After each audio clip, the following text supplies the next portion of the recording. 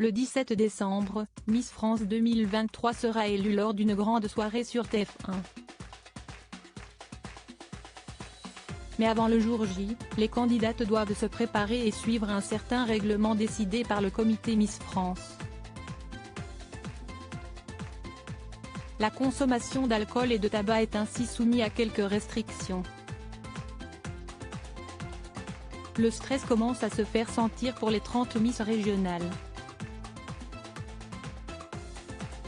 Dans quelques jours, elles seront sur la scène du M.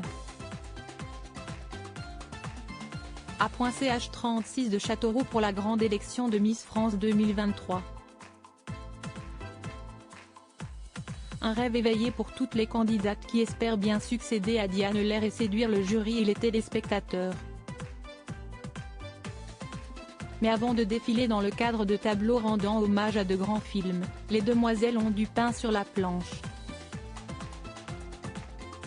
Après le voyage préparatoire en Guadeloupe, elles doivent désormais répéter pour la grande soirée retransmise en direct sur TF1 et présentée par Jean-Pierre Foucault et Sylvie Tellier.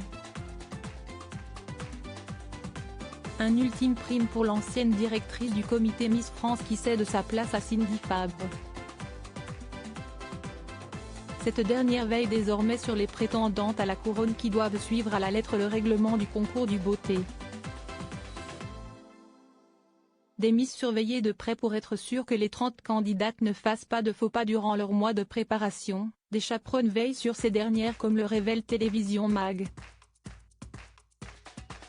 Estelle Sabatier, responsable de la coordination dans l'organisation Miss France, a ainsi révélé que la consommation d'alcool et de cigarettes était ainsi soumise à quelques restrictions.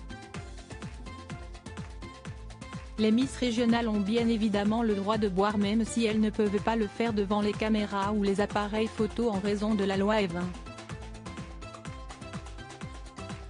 Si Estelle Sabatier a également assuré à Télévision Mag que les jeunes femmes pouvaient aussi fumer, elles doivent cependant le faire en toute discrétion. Elles ont interdiction de fumer face à une caméra comme dans toute émission de télé d'ailleurs, a-t-elle confié.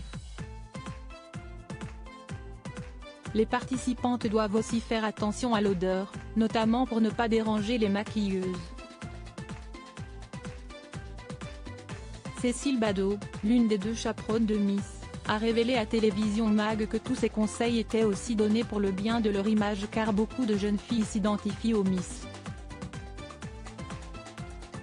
Sans oublier leur santé. Ceci peut être l'occasion pour elles de réduire leur consommation, a-t-elle ajouté. L'occasion ou jamais pour les jeunes femmes de se sevrer. Plus facile à dire qu'à faire avec le trac à quelques jours de l'élection.